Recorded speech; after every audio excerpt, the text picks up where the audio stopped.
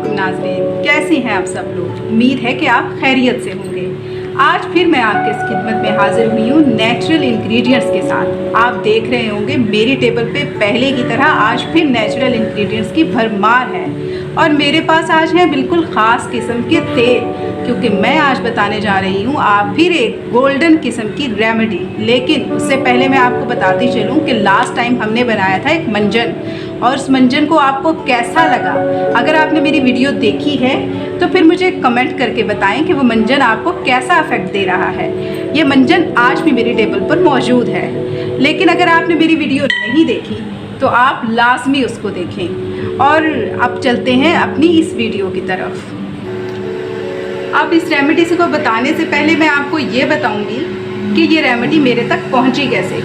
जी हाँ, ये रेमेडी मेरी अम्मी ने नानी अम्मा से सीखी थी, लेकिन मैं इसका इस्तेमाल शाज़ो नादर ही करती थी। लेकिन कुछ अर्से पहले मैंने अपने बालों को करवाई स्ट्रिकिंग, और स्ट्रिकिंग के बाद मेरे बाल इतने ज़्यादा गिरे कि बिल्कुल ही पतले हो गए। मुझे लगता था कि मैं बहुत जल्दी गंजी हो जाऊंगी, लेकिन फिर अम्मी ने मुझे ज़ोर दिया कि केमिकल्स वाली शैम्पू को बिल्कुल ख़त्म कर दूं और ऑयल भी ख़ास किस्म का जो कि नानी अम्मा से हमने सीखा था वो इस्तेमाल करूं।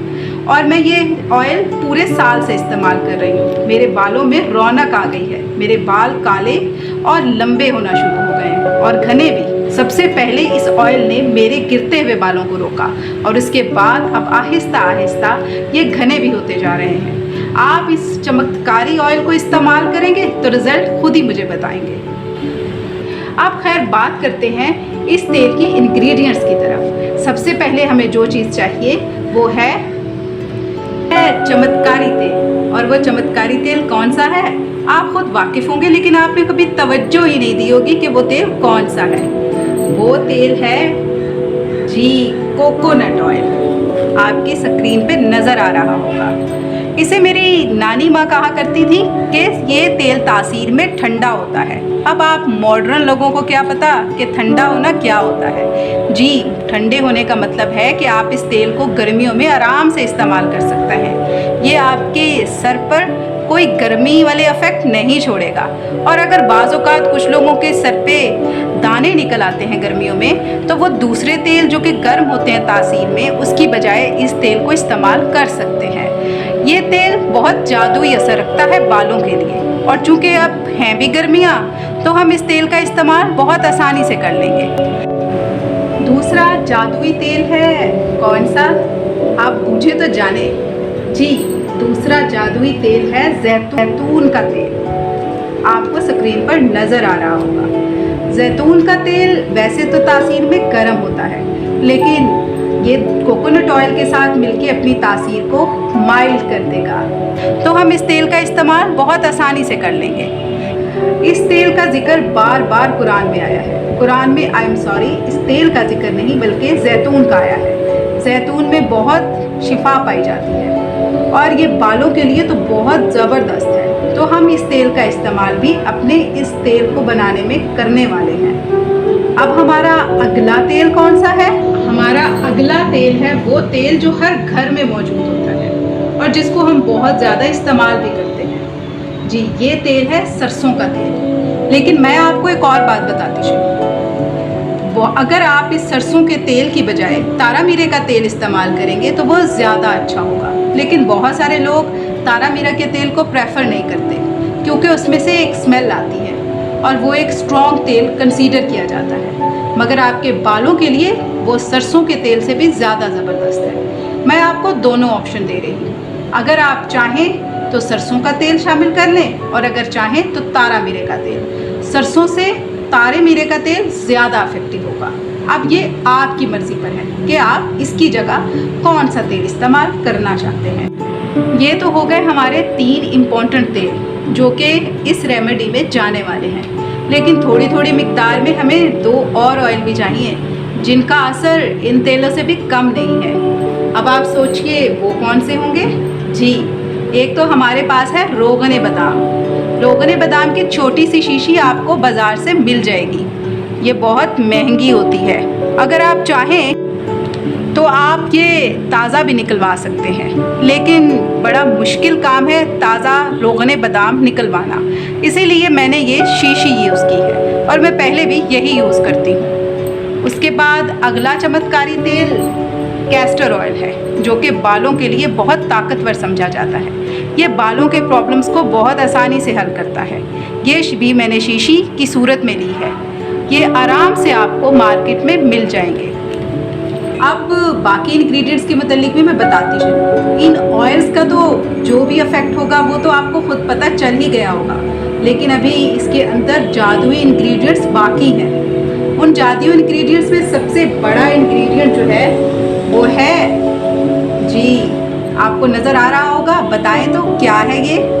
फेनुग्रीक सीड्स, मेथी दाना भी इसको कहते हैं। मेथी दाना बालों के लिए बहुत इफ़ेक्टिव होता है, बहुत ही ज़्यादा इफेक्टिव होता है। आप इस तेल में इसका इस्तेमाल करेंगे, इसके इफ़ेक्ट्स आपके बालों को ना सिर्फ मजबूत बनाएंगे बल्कि घना और लंबा भी बनाएंगे।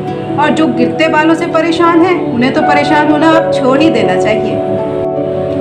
स्क्रीन पर आपको 3 इम्पोर्टेंट जो कि बालों के लिए इंग्रेडिएंट समझे जाते हैं साल से आपको नज़र आ रहे होंगे। ये तो किसी तारुफ के मोहताज ही नहीं है। हमारी नानी अम्मा कहा करती थी कि अगर हम इन इंग्रेडिएंट्स को रेगुलर यूज़ करें तो हमें बालों का कोई मसला ही ना हो। लेकिन हम ठहरे मॉडर्न जनरेशन, कभी गौर ही नहीं किया जब तक कि मुझे मसला ना पड़ा। तो इन इंग्रेडिएंट्स की मैं तो हो चुकी हूँ फ़ैन। अगर आप करेंगे यूज़ तो आप भी हो जाएंगे फ़ैन। लेकिन इनका इस्तेमाल शैम्पू के तौर पर करना तो मैंने आपको सिखाया ही नहीं, वो तो मैं सिखाऊंगी बाद में। लेकिन पहले एज आ ऑयल इसको कैसे इस्तेमाल करना है और ऑयल के अंदर इनका कैसे इफेक्ट लेके आना है ये मैं आपको आज सिखाऊंगी। तो मेरे पास है आंवला, रीठा और सिकाकाई। मेरे ख्याल में ये तीनों किसी भी तारुफ के मोहताज नहीं है, तो वीडियो को लंबा क्यों करना। हम इन तीनों को शामिल करेंगे अपने ऑयल में, लेकिन ऑयल में शामिल किस तरह से करेंगे। मैंने इन तीनों को खरीद कर जहाँ से पंसारी की दुकान से ख़रीदा था वहीं से पाउडर फॉर्म में बना लिया है, जो कि आपको स्क्रीन पर नज़र आ रहा होगा। क्योंकि मेरे लिए ये बड़ा मुश्किल था कि अपने ग्राइंडर में इनको ग्राइंड करूँ, तो मैंने पाउडर फॉर्म उन्हीं से बनवा लिया अपनी आँखों के सामने, क्योंकि मुझे मिलावट का ख़तरा हमेशा ही रहता है अगर मैं पाउडर फॉर्म ही ख़रीद लूँ तो मैंने ये तीनों परचेज़ किए और उनको कहा कि इनको पीस दें, तो उन्होंने अपनी मशीन में इन्हें बहुत रिफाइंड तरीके से पीस दिया है। एक और अहम चीज़ तो मैंने आपको बताई ही नहीं, जी वो भी शिफा का ख़जाना है और इस्लाम में उसकी बहुत अहमियत है। कौन सी चीज़ हो सकती है? जिन लोगों को प्री मेच्योर ग्रे हेयर्स का मसला हो जाता है उनके लिए बहुत ही मुफीद है। उसके अलावा हमारे तेल के लिए तो मुफीद ही मुफीद है। तो वो चीज़ है हमारे पास कलौंजी, जिसे ब्लैक सीड्स भी कहा जाता है।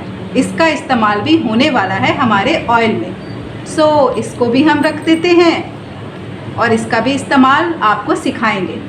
अब सिर्फ एक इंग्रेडिएंट रह गया है, उस इंग्रेडिएंट को हम तमाम लोग जानते हैं, आम समझते हैं, लेकिन उसके असरात आम नहीं है। आपने कभी शायद गौर ही न किया हो कि कुदरत ने कितनी जड़ी बूटियों की शक्ल में हमें नेमतों से नवाजा है और उन नेमतों पर कभी हमने गौर ही नहीं किया, ना इस्तेमाल में लाए, हमेशा केमिकल का सहारा लिया और केमिकल ने हमारे लिए प्रॉब्लम्स ही प्रॉब्लम्स खड़े किए। आज हम अपनी नेचुरल इंग्रेडिएंट्स की तरफ और उन नेमतों की तरफ लौटने वाले हैं। तो वो एक इंग्रेडिएंट हमारे पास है मेहंदी। मेहंदी के पत्तों को हम मेहंदी के लिए तो इस्तेमाल करते ही हैं, लेकिन बालों में इनका इस्तेमाल किस तरह से होगा ये हम आपको सिखाएंगे। कहीं आप ये तो नहीं समझ रहे कि हम आपके बालों को डाई करने वाले हैं? हरगिज़ नहीं, हम बालों को डाई नहीं करने, बल्कि इस इंग्रेडिएंट के अंदर जो ख़जाने हमारे बालों के लिए छुपे हुए हैं उसका इस्तेमाल करने वाले हैं अपने ऑयल में।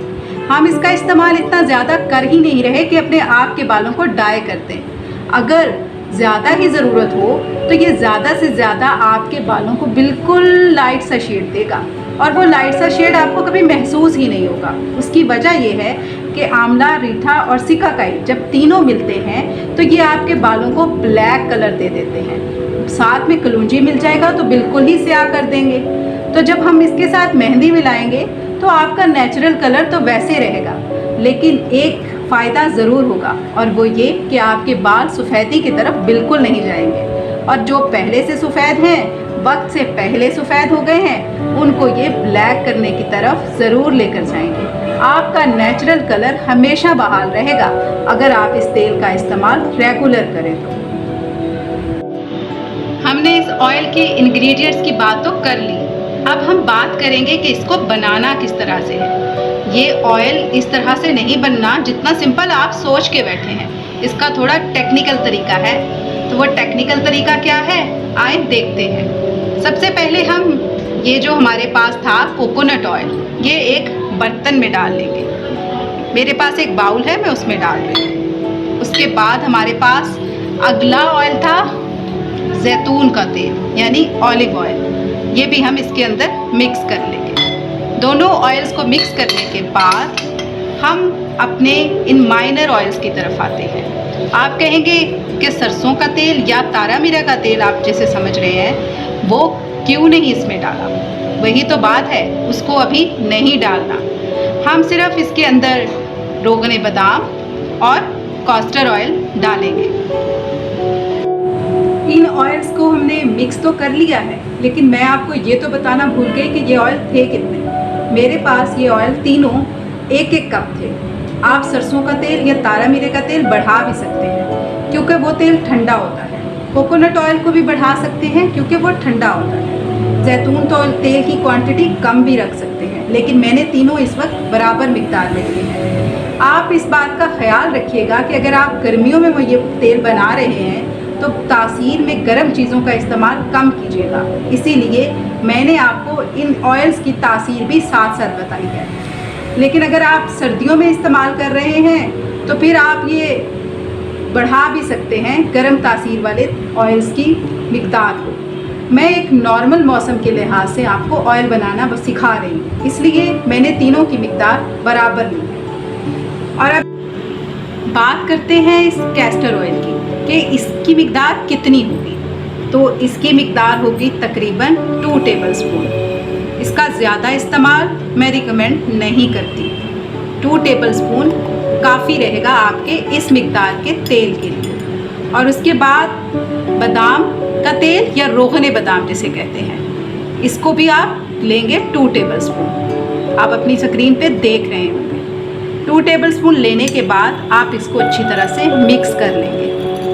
अब ये हमारा एक आमेज़ा तैयार हो गया है, लेकिन अभी इसके साथ बहुत आगे कुछ होने वाला है। क्या प्रोसीजर होने वाला है आप देखेंगे तो आपको मालूम होगा। हाँ, एक इंग्रेडिएंट मैं आपको बताना भूल गई थी जो कि आपकी स्क्रीन पर नज़र आ रहा होगा। ये है ब्लू कलर के कैप्सूल्स, और ये कैप्सूल्स हैं विटामिन ई के, जो कि आपके बालों की गजाइयत के लिए बहुत ज़रूरी हैं। लेकिन ये याद रखिएगा, कैस्टर ऑयल, बादाम का तेल, जैतून का तेल और ये कैप्सूल तासीर में गर्म होते हैं। लिहाजा अगर आप इस मौसम में या गर्मियों में ऑयल बना रहे हैं तो इसका इस्तेमाल ज़रूर कीजिए, लेकिन कम कीजिए। और अगर आप सर्दियों में बना रहे हैं तो जितना ऑयल मैंने इस्तेमाल किया है इससे 1 चम्मच बढ़ा सकते हैं। मतलब 1 चम्मच आप रोगने बादाम को बढ़ा दीजिए, 1 चम्मच आप कैस्टर ऑयल को बढ़ा दीजिए, और ये कैप्सूल का एक पत्ता इस ऑयल की क्वांटिटी में यूज़ कर सकते हैं। लेकिन हम अब चूँकि नॉर्मल मौसम के हिसाब से तेल बना रहे हैं तो हम इसमें 5 से 6 कैप्सूल इस्तेमाल करेंगे, इससे ज़्यादा नहीं। अब हम इसमें डालने लगे हैं विटामिन ई के कैप्सूल। आप इन्हें सीज़र से ऊपर से थोड़ा सा काट लेंगे और फिर इसका जो ऑयल होगा वो इसके अंदर निचोड़ लेंगे। इसी तरीके से मैंने आपको जितने कैप्सूल कहे थे उतने कैप्सूल आप जो हैं वो इसके अंदर डालेंगे। ये याद रखिएगा, ये कैप्सूल गर्मियों में बहुत कम इस्तेमाल होने चाहिए क्योंकि गर्मियों में काफ़ी गर्मी होती है। लेकिन अगर आप एसी में सारा दिन गुजारते हैं फिर कोई ख़तरा नहीं, आप आराम से इनका इस्तेमाल कर सकते हैं। लेकिन अगर आप सर्दियों में इसमें करेंगे तो सर्दियों में इसका इस्तेमाल आप आज़ादी से कर सकते हैं। अब आप देख रहे होंगे स्क्रीन के ऊपर कि मेरे पास एक मौजूद है कढ़ाई। कढ़ाई की शक्ल पर मत जाइएगा क्योंकि पूरे साल से मैं इसी कढ़ाई को इस्तेमाल कर रही हूँ अपने शैम्पू बनाने के लिए और तेल बनाने के लिए। तो इस बेचारी की हालत ऐसी हो गई है, उसके लिए मैं आपसे पहले ही माजरत कर रही हूँ। साथ में हमारे पास मौजूद है पानी, और साथ में मैंने कलौंजी और साथ में मेथी दाना उसको अच्छी तरह पीस लिया है, जो कि आपको नज़र आ रहा होगा। अब हमने क्या करना है, हमने 4 to 5 टेबलस्पून इस मेथी दाने का, जो कि कलौंजी के साथ पिसा हुआ था, इस कढ़ाई में डाल देना है और इसको डालने के बाद हम इसके अंदर थोड़ा पानी शामिल कर देंगे।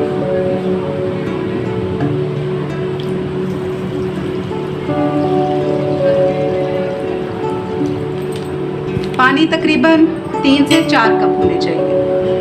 और कलौंजी मैंने कितनी डाली थी, कलौंजी मैंने 1 टीस्पून डाली थी।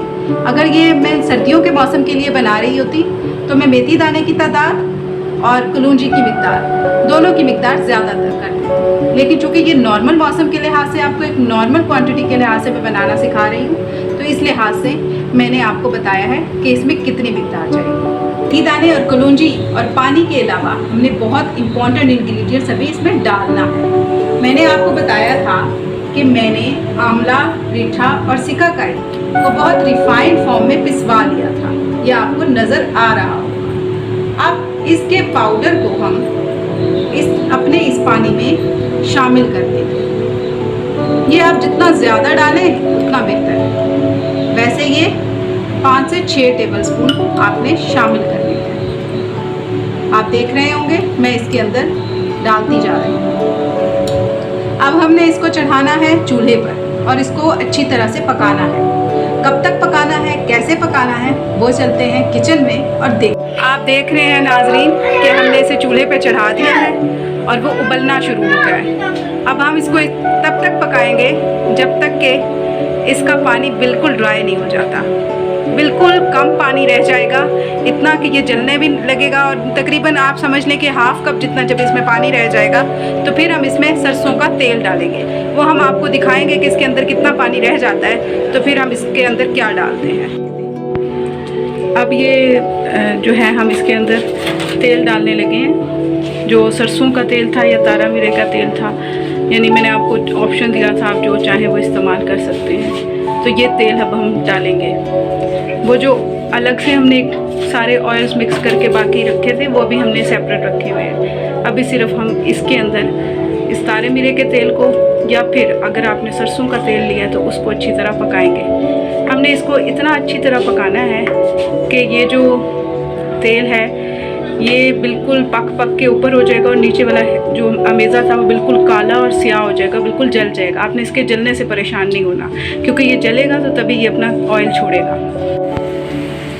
अब आप देखें इसका पानी जो है वो सारा ड्राई हो गया है और ऑयल जो है वो सारा ऊपर आ गया है। अगर आप ऊपर देखें तो सिर्फ ऑयल ही ऑयल है। ये इसकी निशानी है कि ये अब पकने की तरफ, यानी कि इख्तिताम की तरफ जा रहा है। जैसे ही नीचे वाला अमेज़ा बिल्कुल जल जाएगा, सिर्फ ऑयल ही ऑयल आपको नज़र आएगा और नीचे वाला अमेज़ा नीचे लग जाएगा, पानी बिल्कुल ड्राई हो जाएगा। आपने इसका पानी अच्छी तरह ड्राई कर देना है।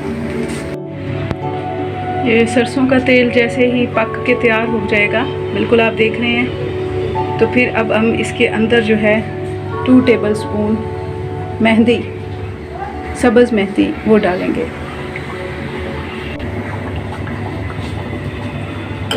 1 टेबलस्पून और ये 2 टेबलस्पून मेहंदी के हम इसके अंदर डाल देंगे, ताकि जो मेहंदी के अंदर बालों के लिए न्यूट्रिशनल चीज़ें हैं वो भी तेल में शामिल हो जाएं। फिर हम इसको यूँ मिक्स कर लेंगे।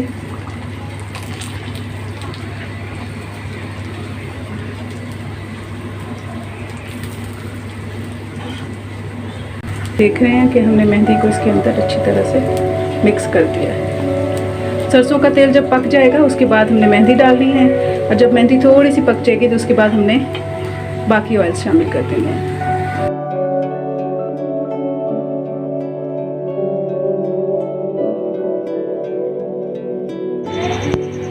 अब देखें नाजरीन, हमारा जो ऑयल है वो बिल्कुल पक के रेडी हो गया है। अब दूसरे ऑयल्स डालने की बारी आ गई है। आपको याद होगा कि मैंने एक डोंगे में जो है वो बना के तैयार करके रखा हुआ था। अब वो डोंगा जो है वो मैं इसमें डालूँगी, डोंगे वाला तेल।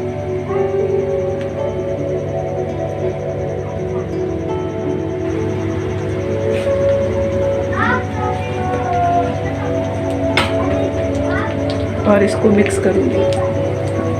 इसको आपने ज़्यादा पकाना नहीं है, बस 2-3 मिनट या ज़्यादा से ज़्यादा 5 मिनट पका के आपने इसे उतार लेना है। जी नाज़रीन, हमारा ऑयल रेडी हो गया था। हमने इसे छान कर एक डब्बी में जो है वो डाल दिया है। अब हम इसको रात को सोने से पहले लगाएंगे और सुबह नहा लेंगे। हर 2 दिन के बाद आपने ये वाला तेल इस्तेमाल करना है और उसके बाद रिज़ल्ट कमेंट में मुझे ज़रूर बताने हैं।